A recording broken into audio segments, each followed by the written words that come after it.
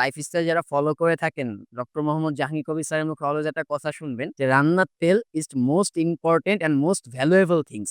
So আপনি আমাদের গাইডলাইনে যখন আসবেন বা একটা ভালো জীবন ব্যবস্থায় আগাবেন, অবশ্যই আপনাকে রান্নার তেলটা যেটা কিনা আপনার বডির সাথে, নেচারের সাথে যাবে এরকম রান্নার তেল নিয়ে রান্নায় আগাতে হবে। আসসালামু আলাইকুম। আমি Maksudur Rahman, ultimate organic life Uttara ব্রাঞ্চের ম্যানেজার হিসেবে আছি। আশা করি সবাই ভালো আছেন। তো বেসিক্যালি আজকে আমাদের এই ভিডিওটা করা হচ্ছে কুকিং অয়েল নিয়ে। বেসিক্যালি আমাদের লাইফস্টাইল যারা ফলো করে থাকেন, ডক্টর মোহাম্মদ জাহাঙ্গীর কবির স্যারের মুখে অলওয়েজ একটা কথা শুনবেন যে, "রান্নার তেল is most important and most valuable things." So আপনি আমাদের গাইডলাইনে যখন আসবেন বা একটা ভালো জীবন ব্যবস্থায় আগাবেন, অবশ্যই আপনাকে রান্নার তেলটা যেটা কিনা আপনার বডির সাথে, নেচারের সাথে যাবে এরকম রান্নার তেল নিয়ে রান্নায় আগাতে হবে। সো বেসিক্যালি আমাদের ২ রকমের কুকিং অয়েল হয়ে থাকে। একটা হচ্ছে মাস্টার্ড অয়েল, সরিষার তেল, এবং আরেকটা হচ্ছে কোকোনাট কুকিং অয়েল হয়ে থাকে। তো বেসিক্যালি আমরা মানে সবাইকে ইন জেনারেল বলি যে, কাঠের ঘানিতে কোল্ড প্রেসড সরিষার তেল খাওয়ার জন্য।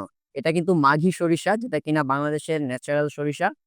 মাঘি সরিষা আছে, অল্প কিছু সেতি সরিষা মিলানো হয় যেন কিনা এটার ঝাঁজটা ব্যালেন্সে থাকে।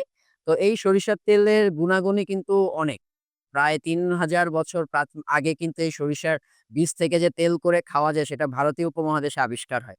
তো দেখা যাচ্ছে যে যুগের বিবর্তনে এখন আমরা কিন্তু হিট প্রেস সরিষার তেলে চলে যাচ্ছি। দেখেন এই সরিষার তেল নিয়েও অনেক ধরনেরই দ্বিমত আছে যে, সরিষার তেল খেলে অনেকে বলছে ইউরিক অ্যাসিড বেড়ে যাচ্ছে, অনেকে বলছে গ্যাস্ট্রিকের প্রবলেম হচ্ছে। এই কথা তো আমরাও বলি যে, আপনি যদি সরিষার তেলটা কাঠের ঘানিতে কোল্ড প্রেস ১ম চাপের তেল না খেয়ে মেশিনে হিট প্রেস সরিষা নেন, তাহলে কিন্তু সেটা আপনার ইউরিক অ্যাসিড বাড়াতে পারে। গ্যাসের প্রবলেম করতে পারে। কারণ সরিষার তেল বার্নিং পয়েন্টে গিয়ে ভালো, বাট এটা কিন্তু দিন শেষে আনস্যাচুরেটেড। সো আমরা কিন্তু রিকোয়েস্ট করি সরিষার তেলটা অলওয়েজ লো হিটে রান্নাবান্না করার জন্য। On the other hand, coconut cooking oil এটা কিন্তু হাই হিটের জন্য মানে বেসিক্যালি তৈরি করা হয়, এবং এই তেলটা হচ্ছে বেস্ট অপশন। যদি আপনি কোকোনাট কুকিং অয়েল দিয়ে রান্না করে খান, হার্টের এইচডিএল ভালো থাকবে, এলডিএল, টিজি এগুলো কম থাকবে, হজমে ভালো করবে, দেন হচ্ছে কোলেস্টেরল নিয়ন্ত্রণে করবে, এবং এই তেল দিয়ে কিন্তু আপনি ডিপ ফ্রাই খেতে পারবেন। বাসায় ফিশ ফ্রাই বলুন বা হচ্ছে চিকেন ফ্রাই বলুন বা হোয়াটএভার ইট ইস ফ্রাইস, আপনি কিন্তু এটা দিয়ে অনায়াসে করতে পারেন। বাট আমরা বেসিক্যালি যদি ইন জেনারেল এটা একটু অ্যাফোর্ডেবল না হয়, আমরা সরিষার তেলটাই সাজেস্ট করে থাকি, যেটা কোল্ড প্রেস।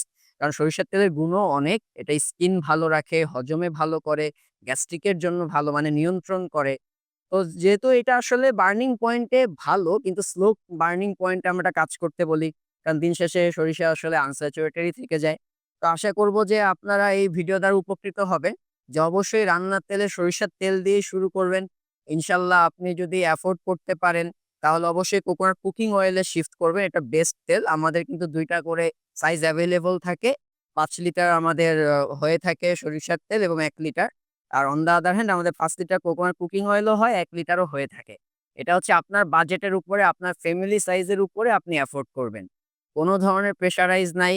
জাস্ট একটা নিয়েই কথা যে, সুস্থতার জন্য, জীবনে ভালো থাকার জন্য যে লাইফস্টাইল ফলো করতে হবে, রান্নায় আজকে থেকেই আমরা সিদ্ধান্ত নিব যেন ভালো তেল ইউজ করতে পারি। ধন্যবাদ আপনাকে। আল্টিমেট অর্গানিক লাইফ প্রকৃতির উপহার।